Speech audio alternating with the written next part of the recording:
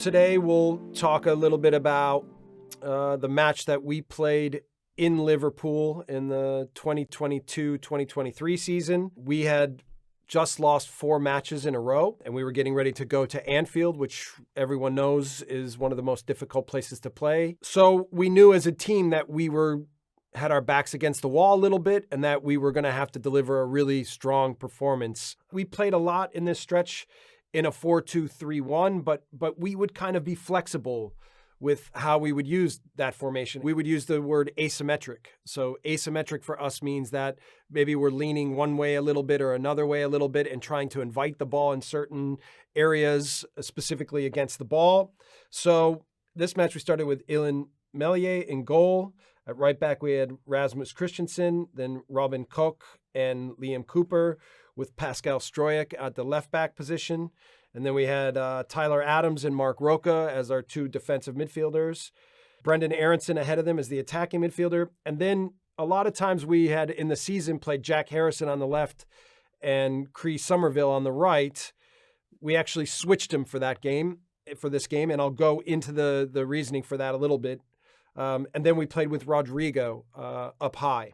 When we play against the ball, we make a decision that we either go pressing line 1, pressing line 2, or pressing line 3.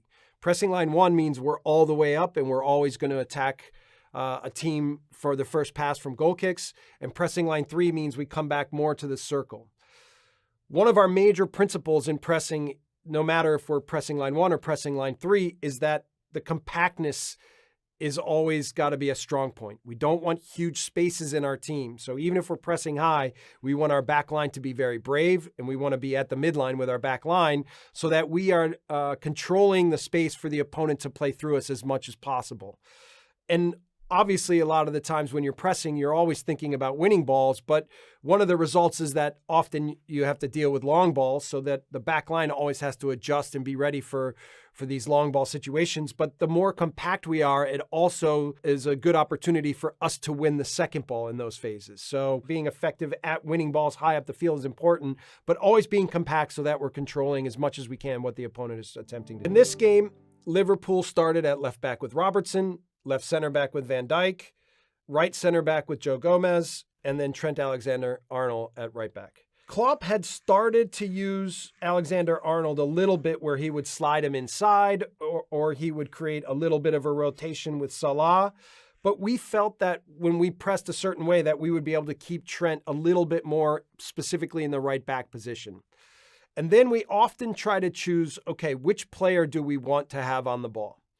And so we wanted to put Rodrigo a little bit closer to Van Dijk so that we could really now give him no time and look to press him at all moments.